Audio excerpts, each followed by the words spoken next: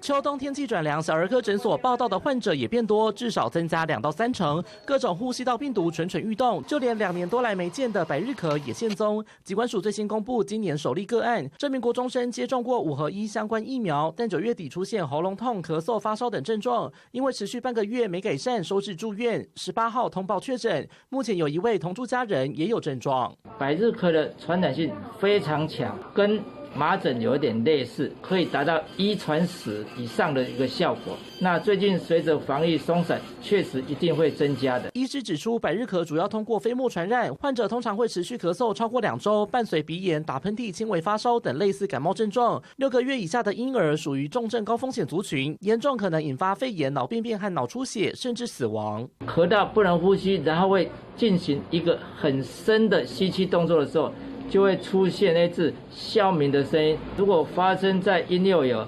很可能会造成婴幼儿呼吸中断，甚至因为窒息而死。随着防疫管制松绑，各种病毒齐发，也有小儿科医师po文提到，看诊孩子说班上同学都不见了，全班30几个人，只剩7个同学上课，老师都快变白雪公主。他也表示，除了流感病毒，还有副流感病毒、呼吸道融合病毒以及腺病毒、鼻病毒 COVID-19， 偶尔还有梅将军轮流交替感染，发烧咳嗽真的都好严重，甚至包括大人都因为这样产生很多的咳嗽、喉咙痛，甚至发烧。因为免疫在的问题，所以导致许多呼吸道感染的案件大量增加。沉寂2年多的呼吸道病毒卷土重来，医师示警，除了接种疫苗，平时也得做好个人防护，才能有效防堵。民视新闻陈子凡、黄彦辰台北报道。